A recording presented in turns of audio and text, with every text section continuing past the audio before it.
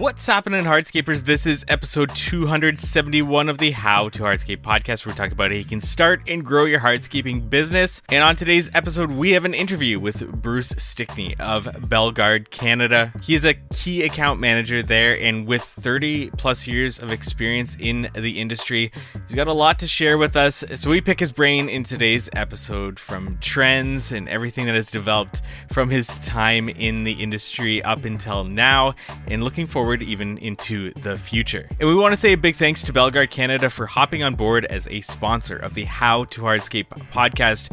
We really appreciate their support here. And if you haven't heard of Belgard, you can check them out at belgard.com, see the products that they offer, pavers, retaining walls, so much more. We get into some of the benefits of actually becoming a Belgard authorized contractor in this episode, including the design studio that's available there. But speaking about benefits, if you live in Western Canada, Belgard has a contest running right now. If you are a football fan, Belgard and the CFL have teamed up to offer you the ultimate game day package. And here's what you can win: 2 tickets to a CFL game of your choice, VIP pre-game experience, custom jerseys, and a CFL football, food and beverage vouchers. And that's not all. You're also going to get a Belgard Beltis fire pit for your home. So enter now at belgard.com/backyardhuddle.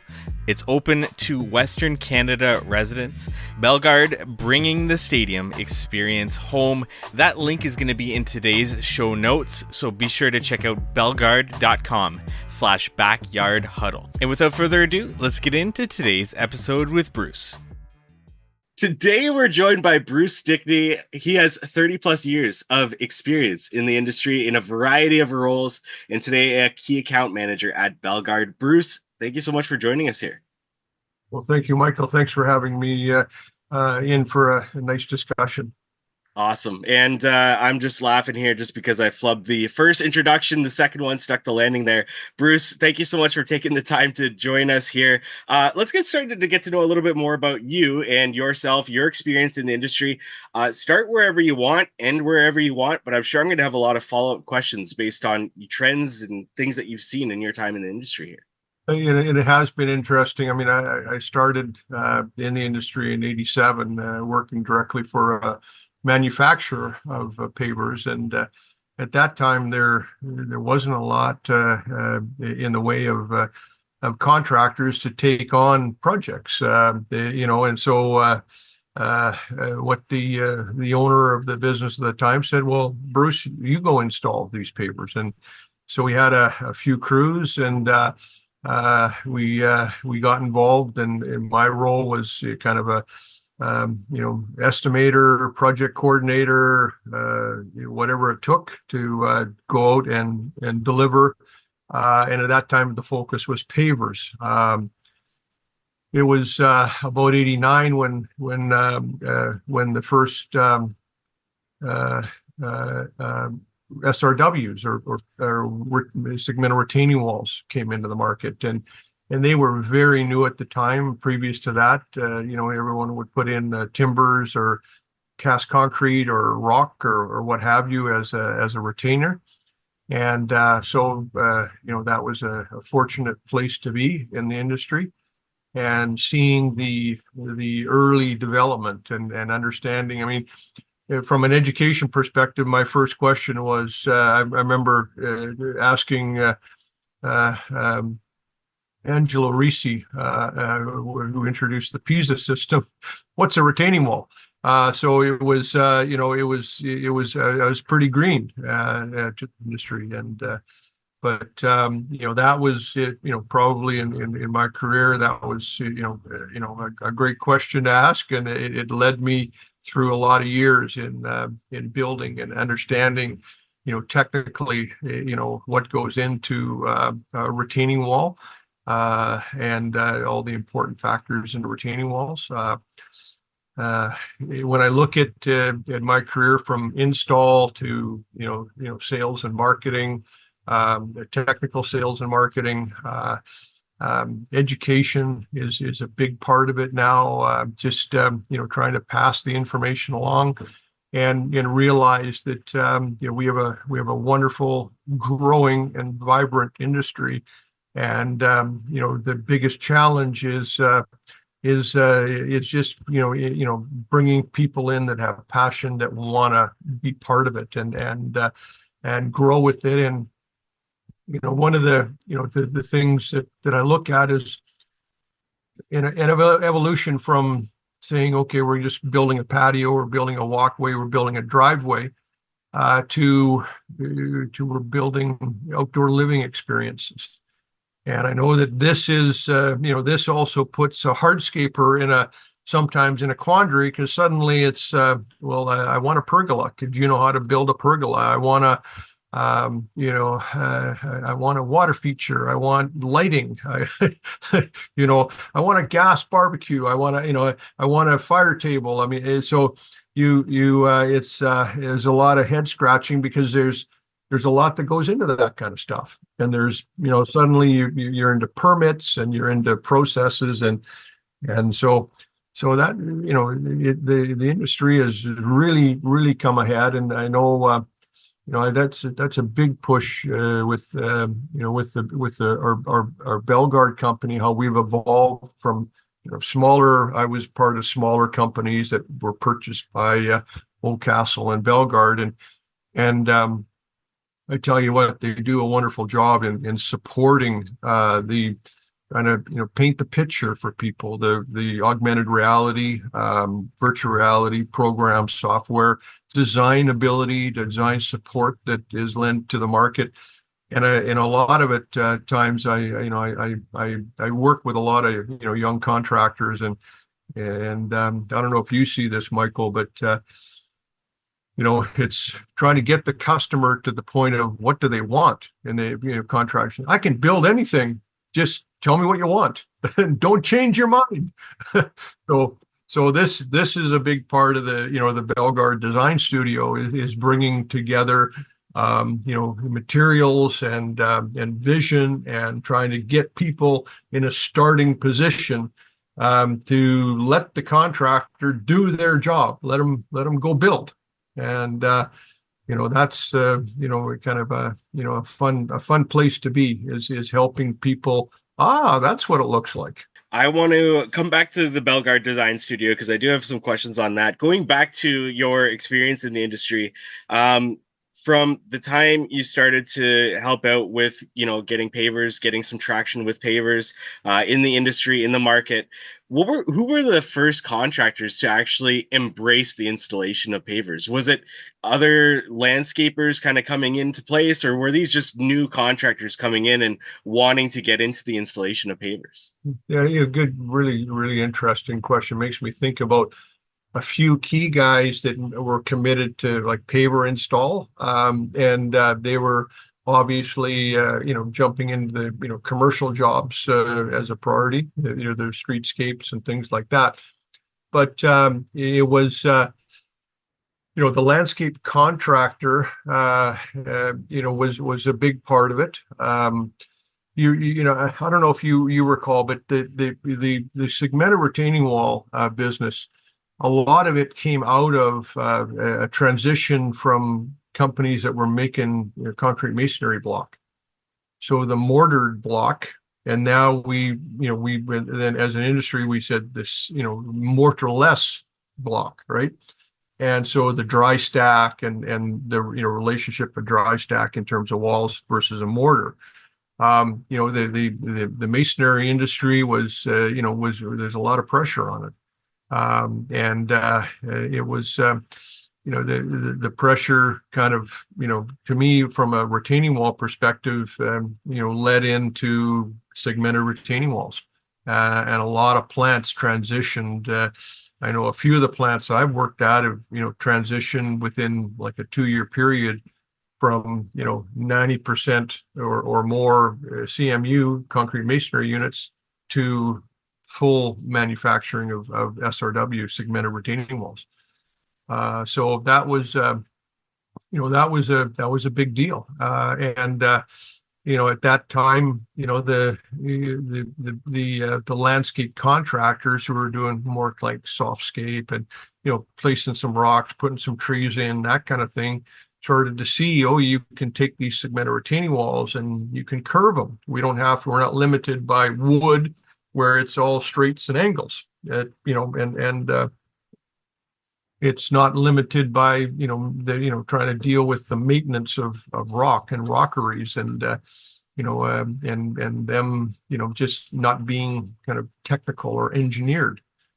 So we were bringing in an engineered wall system that addressed common issues, like drainage and you understood the difference. You don't have to go and excavate, to below frost depth because they're mortarless, they're flexible.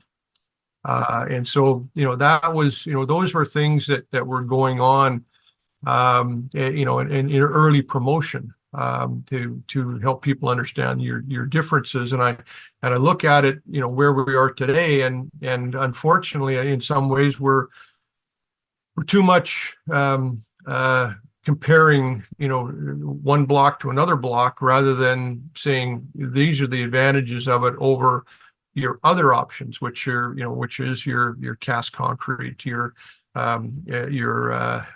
timber. When I started, we were people who made choices to build with timber.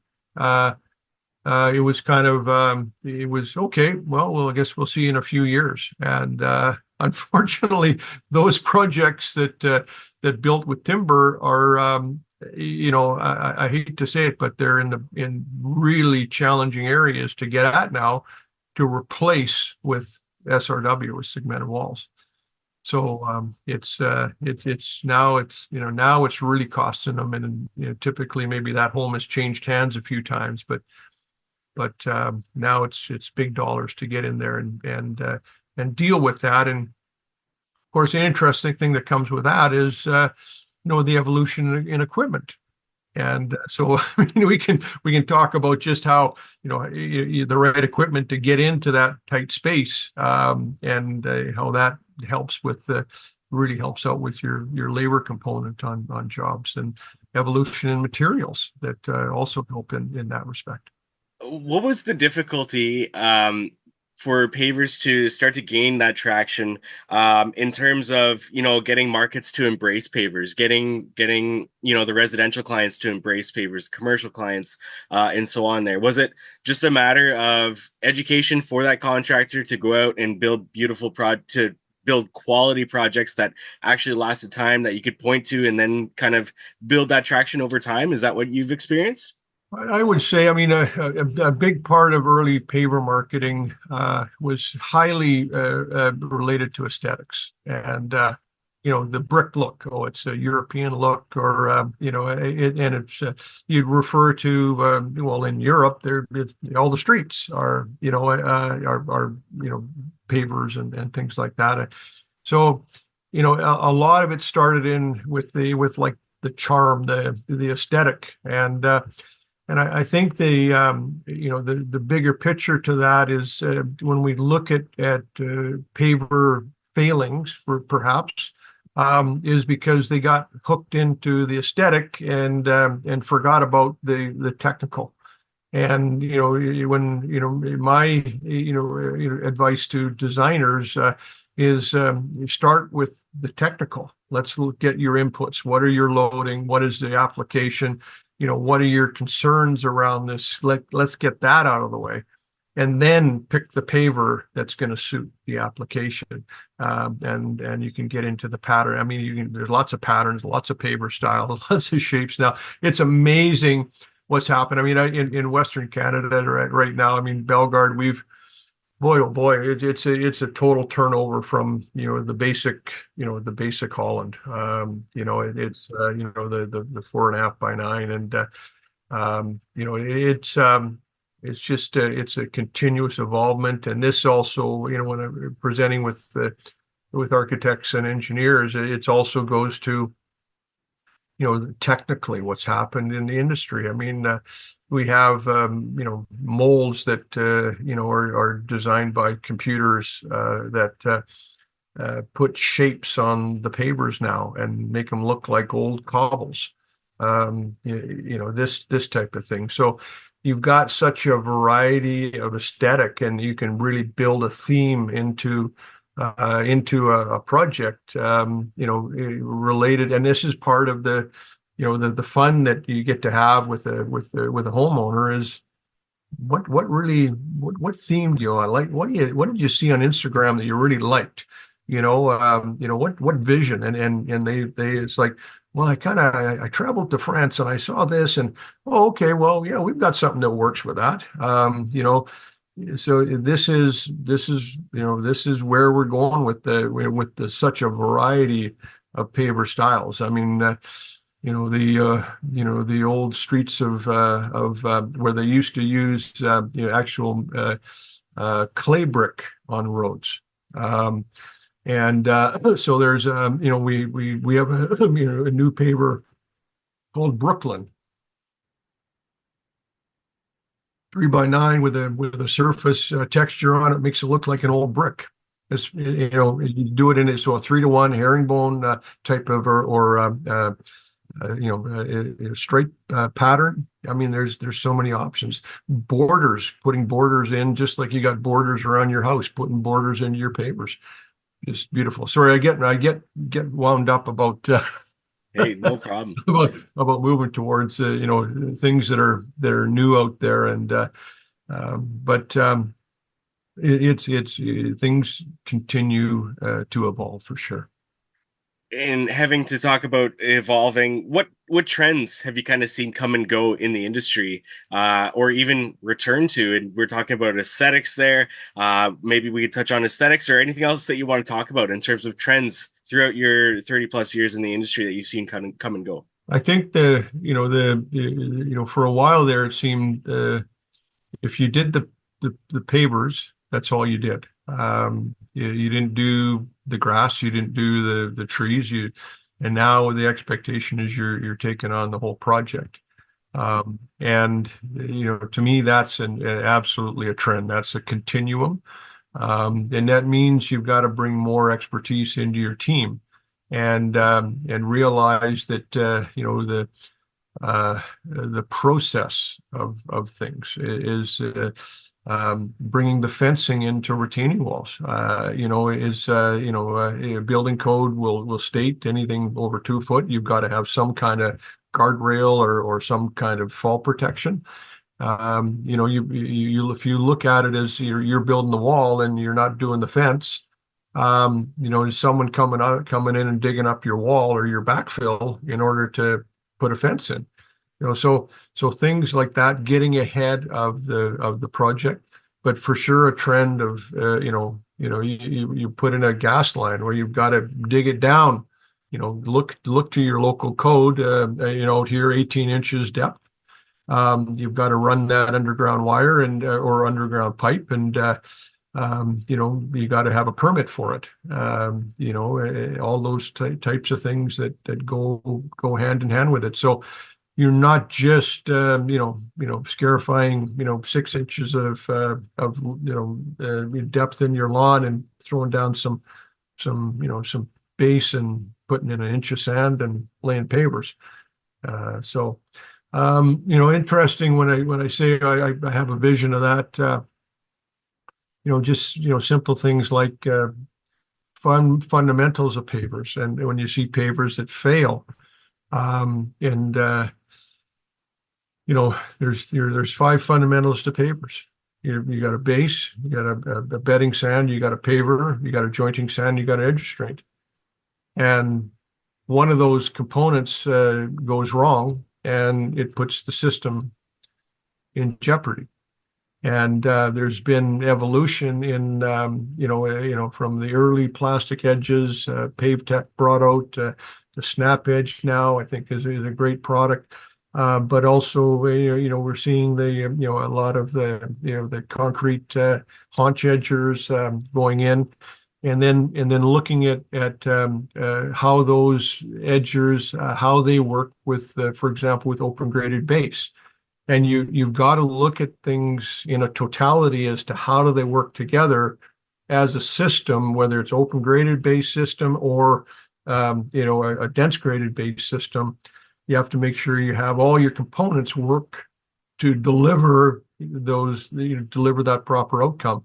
Polymeric sand, is another biggie that Technoseal is one of our companies. They were the first in North America to introduce and get into polymerics, and they've evolved it. The products they have now are just top line, no dust. I mean, it's such a great product, and but I also know that if you get into a polymeric job and you got a little bit of moisture on your pavers, you can get into a world of hurt. It is. And so you've got to have, again, the right conditions and the right applications, for that to be the effective solution. And I think that there's a time and place. People will say, well, in wintertime I couldn't put the polymeric in, but to me as well, the evolution of polymeric was because we got away from using a chip like a washed concrete sand as the jointing material that had angular particles in it.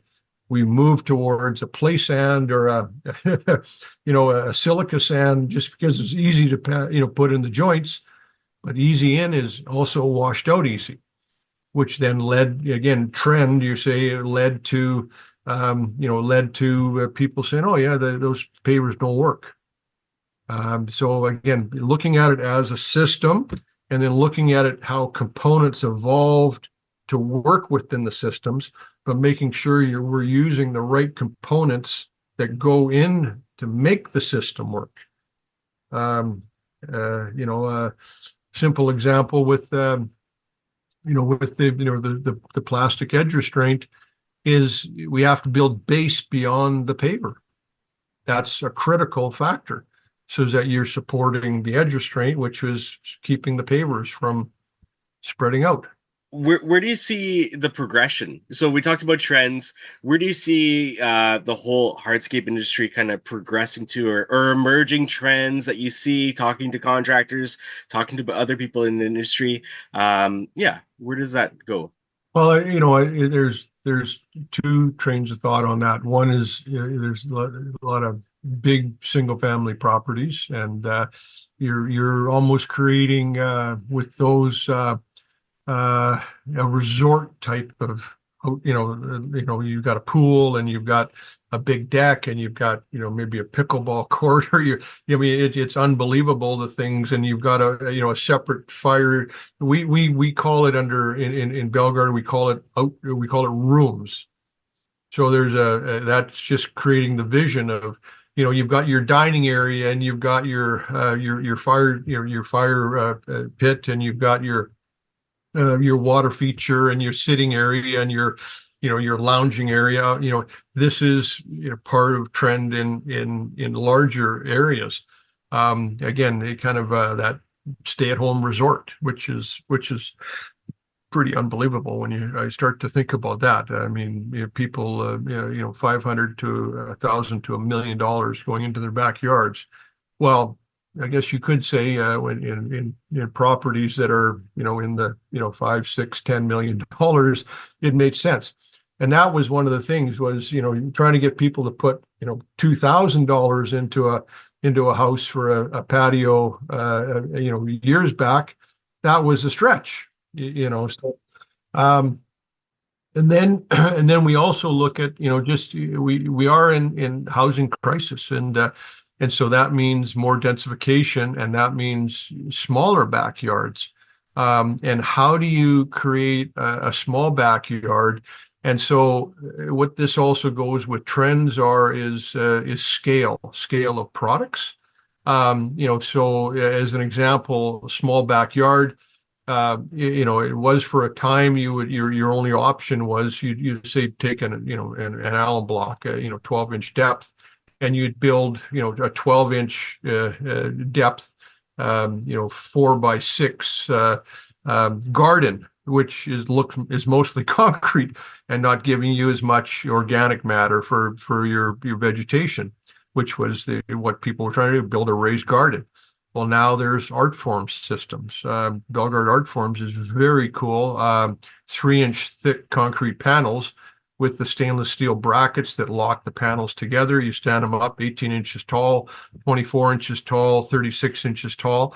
And you can build full mini outdoor. You can put the bar in one corner, the seating in another corner, and it all becomes outdoor, outdoor living.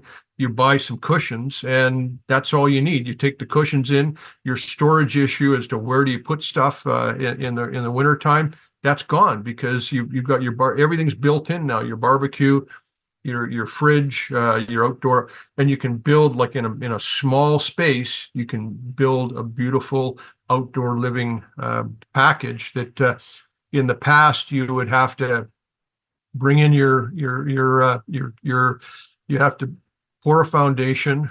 You would probably do a masonry block, and then you would do a stucco or something, or veneer stone on top of that to create these applications. And now it's just a concrete panel. It's in that for commercial, I'm going to say like rooftop amenity type applications. That's a huge trend, simply because we're going up, because we don't have the space to spread it anymore in the multifamily stuff. So, gosh, yeah, you're getting me going on a lot of things here. That's a good start. You talked about smaller backyards, smaller spaces, and using product to your advantage to take the as most functional use of that space as possible. That kind of transitions perfectly, touching back on the Belgard Design Studio. What is it? How does it support contractors? What was the purpose behind the Belgard Design Studio? Well, I tell you what, I mean, it's what it brings to a contractor is an ability to take a little hand sketch. And this is how I've started with a lot of guys is I'll just go out and I'll take a few pictures of the property.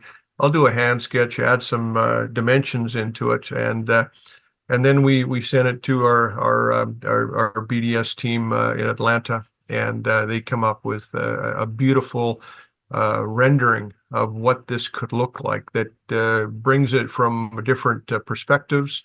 We can even do like a fly through the project. If you said I wanted a fire feature, fire table, or I wanted a barbecue, it'll show smoke coming off the barbecue. It'll show what if you got lighting in it. It'll show, okay, here's what it looks like in the daytime. Here's what it looks like in the nighttime. That is, to me, it's just spectacular. This is the Belgard Design Studio. It's a kind of a progression of using rooms to get ideas, Belgard rooms to get ideas.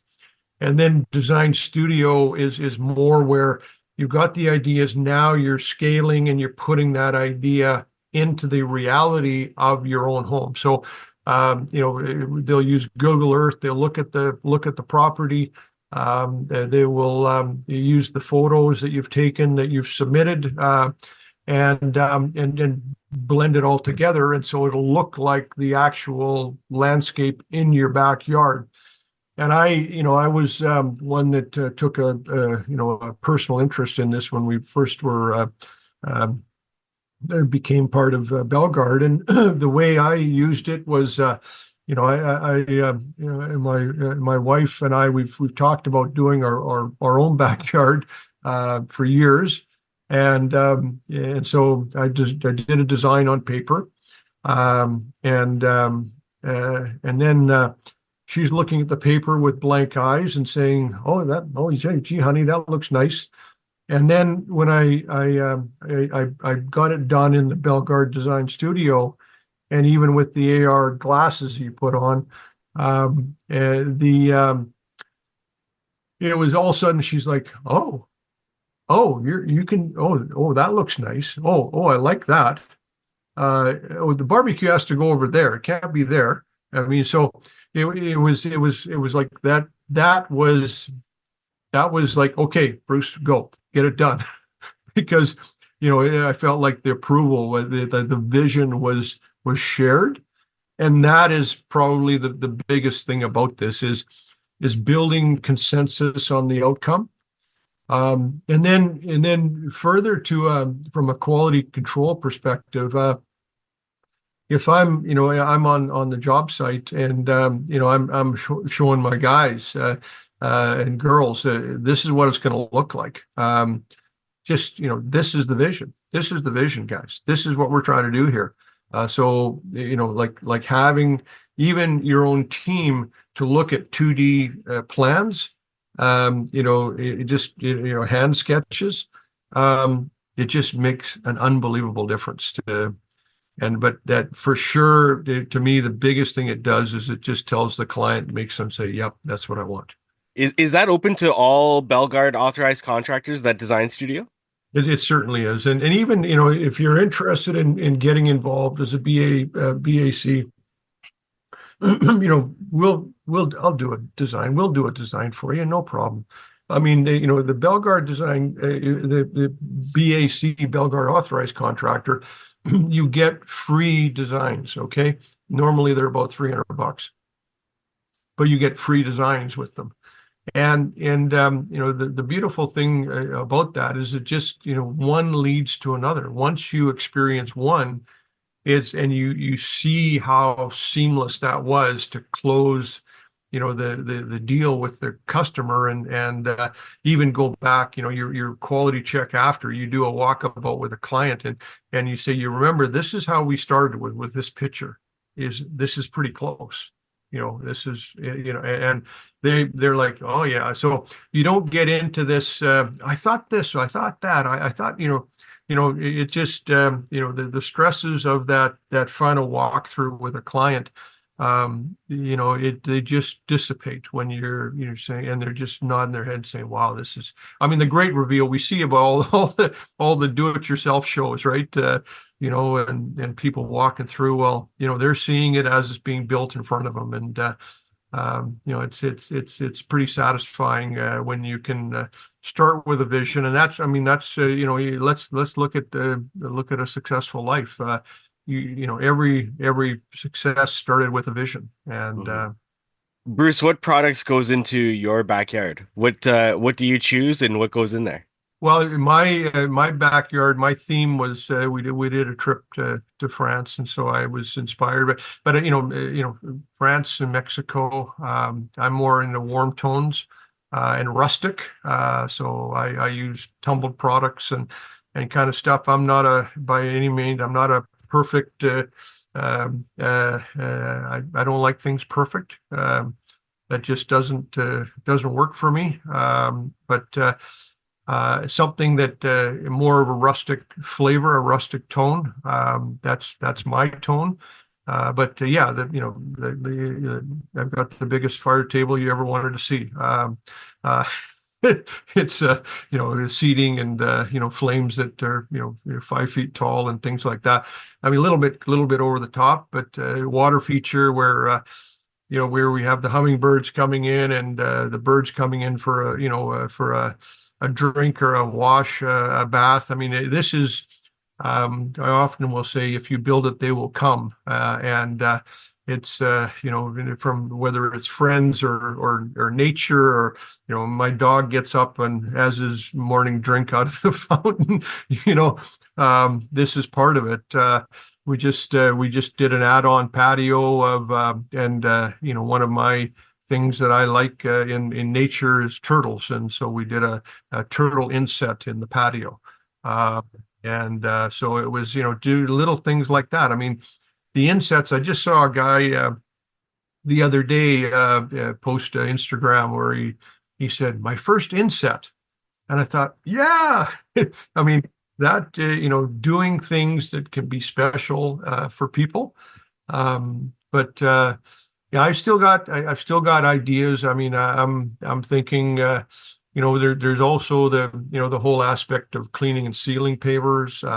What's the feature benefits of that?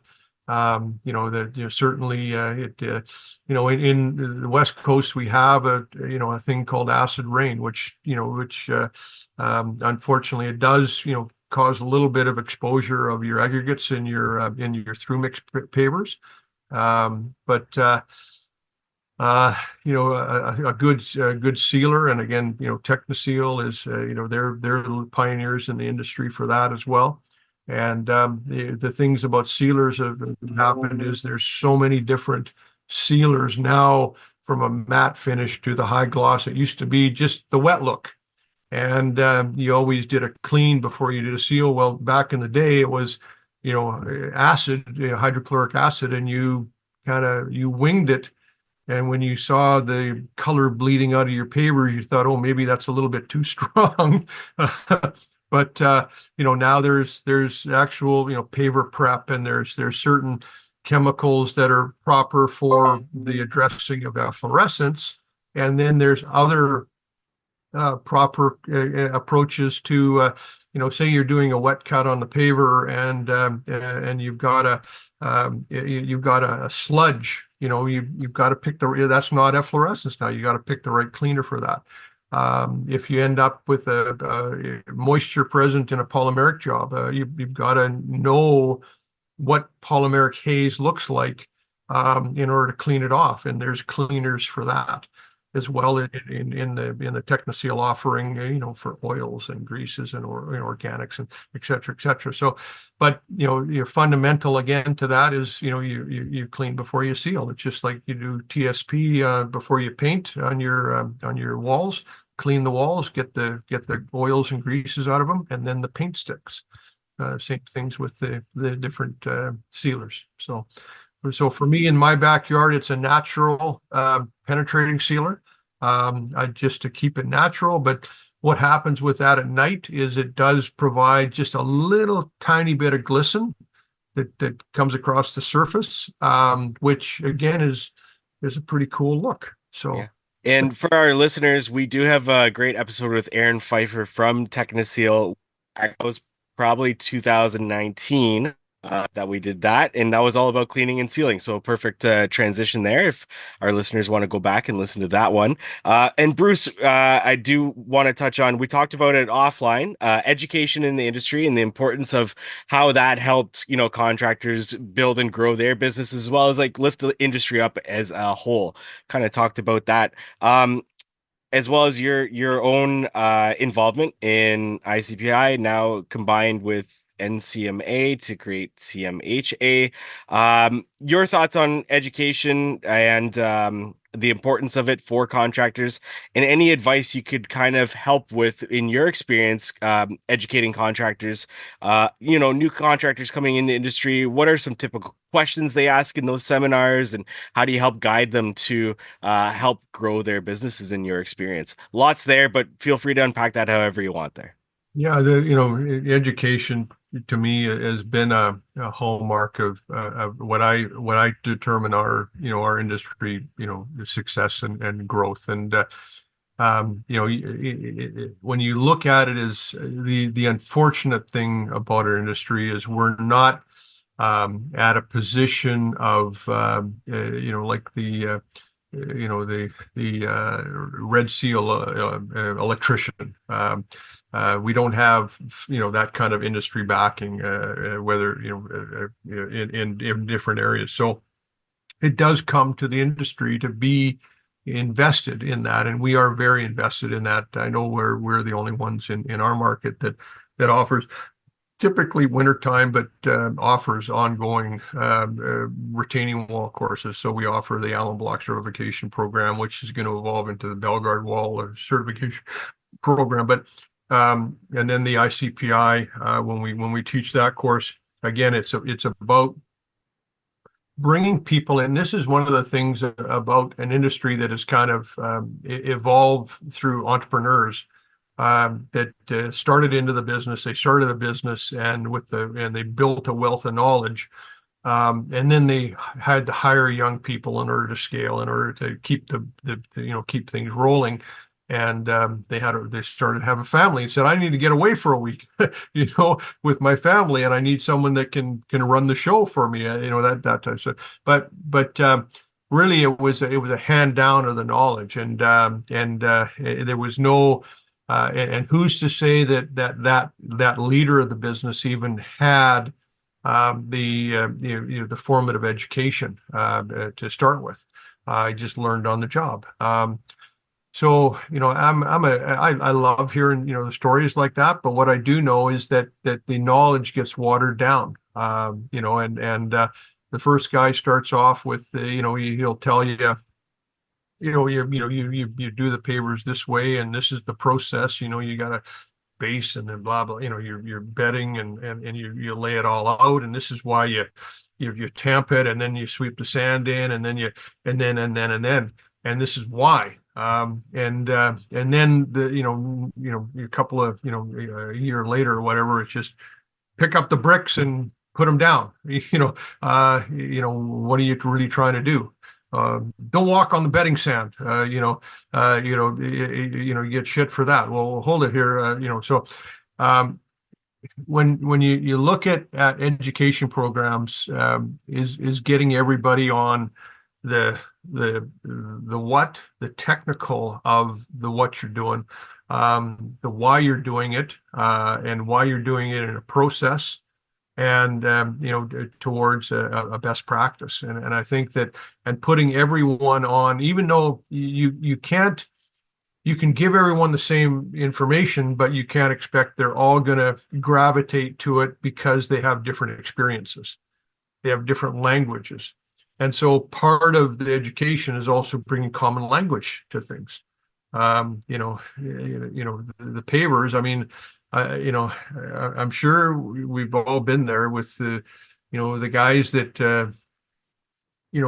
taking the pavers and throw them in a wheelbarrow, and then you stack them at the laying face, and some are upside down, some are right side up, and it just but just understanding the why, why you're doing it, and that, why you're doing the layout, how you're doing it, things to look for, to make sure, an example, why don't you just lay a pipe between beside a concrete curb and screed? Because that concrete curb probably is not perfectly straight. You got to do your cutout of your timber, or you got to use one of those guides on your screed poles to drag that out. Otherwise, you're going to have pavers below and above, your curb, most likely. So, little things like that, but it's the why. Education.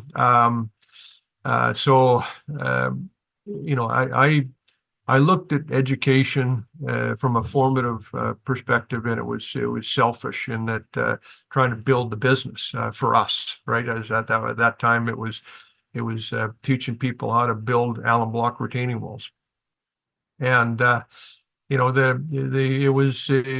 used to use a term called build an army. Well, that meant just educate lots and lots of people, because what we saw is people coming in and people falling off and people coming in, but we're seeing the industry grow significantly.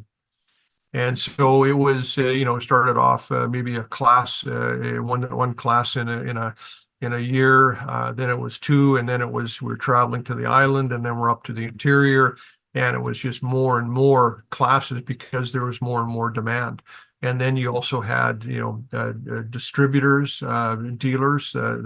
We've got to educate them and help them understand how to communicate to a new contractor or to a homeowner why you want to have a professional build this for you, or how to do it right themselves. I mean, hardscape is hard work, for sure. That's part of it. There's a lot of rewards for hard work. But the number one thing of education is how to do it right the first time, and know why, and realize that, there's a term in an engineering, it relates to, my technical training was operations engineering, and it's about how many times you touch something before that's it. So it's you want to, you pick up a paver and put it in place. You don't want to pick it up and move it here and then move it there and then move it there and then put it in place. So, little things like that. Um, the education, I would, I'd dearly love to see uh, um, an apprenticeship program around hardscape. There is apprenticeship program around the landscape trade, but a lot of the emphasis is towards softscape. And the biggest part of the landscape, hardscape, is just defers to if you've done the Allen Block program, you're in. If you've done the hardscape, the ICPI program, you're in. That's it.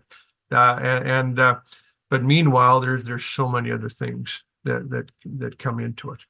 So I look at it as there's a number of contractors I work with just on a daily basis that just phone Bruce, what do you think? And now we have technologies, FaceTime, and we have the cell phone, and you pick up anytime. Text me a picture and let's figure this out together. And that so there's people that are there to help. There's websites like yours, like Hardscape, How to Hardscape, and videos that are out there. Belgard has an enormous compendium of videos that introduce products and applications. There's contractors. I mean, the amount of, I admire the heck out of these guys that are posting their work, doing a little video. This is what I did. This is how I did it. This is demonstrating things like, use of a roller compactor, which is evolving. Use of saws that don't emit the dust. Oh, guys, come on, please. This is the kind of place that when we start to think about safety in our industry, these are the types of things that we really need to bring young people into a safe environment.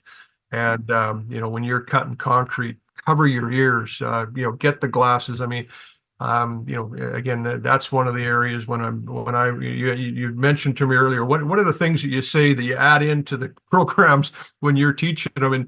And believe me, that's one of the things, because 6,300 RPM saw that takes a chip and drives it into your eyeball. That hurts. And I'm speaking from experience. The fact that I don't hear so well anymore, that plays into it. So these are things that I don't know how much cement dust I've got. Silicosis is the issue that gets into your chest. But wear the mask. A T-shirt over your mouth is not a mask, and that's again why there's tools out there to do this type of work. There's things that and to keep our young people coming into the industry and feeling safe. And this is just part of you talk about a trend. To me, that is part of the evolving trend. I love seeing the fact that guys are just a simple high-vis vest and steel-toed boots that are done up, that are laced up on a job site. Those can be two of the simplest things, let alone a hard hat, and let alone safety glasses and earplugs and all that. But they're all readily available now. And I guess what I look at in my day, I mean, you just didn't see that in the often offered. There wasn't the work warehouse and there wasn't the whole shelving aisle at Home Depot that had all this kind of stuff in it. Gloves, you talk about my formative was I thought everything could be fixed with hockey tape. Well, hockey tape was my gloves before I started laying pavers. And it would be tape up every morning. Those key fingers, those key joints right around the thumb, before you start grabbing pavers. And it was, everyone laughed at me when I was doing it, but I tell you what, my wife appreciates it, so that's good. Definitely. Well, Bruce, it's been great to have you on the show and to kind of pick apart your 30 years of experience there and cover a wide range of topics. Thank you so much for your time. Where can our audience go learn more about you, yourself, Belgard, anywhere that you want to send them to? Any closing comments you think that we forgot? I'll just let you have the floor there. Well, I appreciate it. Certainly, I send you to the Belgard website. The one thing about that is that it will geolocate you to the products available in your area. That is critical. Lots of information there on products I've mentioned earlier. I'd just say go check it out. I mean, there is so many cool new pavers out there. Creating visions, the pattern trend in pavers, the modularity pavers that all work together, that are with intent. It wasn't just this was added on to that one, this was added on to that one. If anyone did want to reach out to me personally, I'm bruce.stickney@oldcastle.com, and I'm open for conversation or input anytime that people could use some advice on things. But I just to people that are listening to the podcast, clearly they've probably got an investment. They're in the business or thinking about it. 30 some years ago when I got into this business, did I think I'd still be at it? Not a clue. But I'm sure glad I stuck around. And there's so many cool things you can do in this business, and allow yourself to make things cool. To do things that are interesting for you and interesting for your clients. Use Design Studio to help them create a vision, and know that there's the resources, education programs, people in the industry that want to continue to contribute to your success. So thank you, Michael. Thank you for listening to today's podcast episode. Once again, thank you so much to Belgard Canada for sponsoring the How to Hardscape podcast. And I'd highly recommend that you go to belgard.com to learn more about them and their products, their offerings. And if you are a Western Canada resident, that's CFL contest. That's available at belgard.com/backyardhuddle, where you can win 2 tickets to a CFL game of your choice, VIP pre-game experience, custom jerseys, and a CFL football food and beverage vouchers, along with that Belgard Beltis fire pit. Once again, that's belgard.com/backyardhuddle to enter there. Link will be in the show notes, and thank you so much for tuning into today's episode. We look forward to meeting with you next week on the How to Hardscape podcast.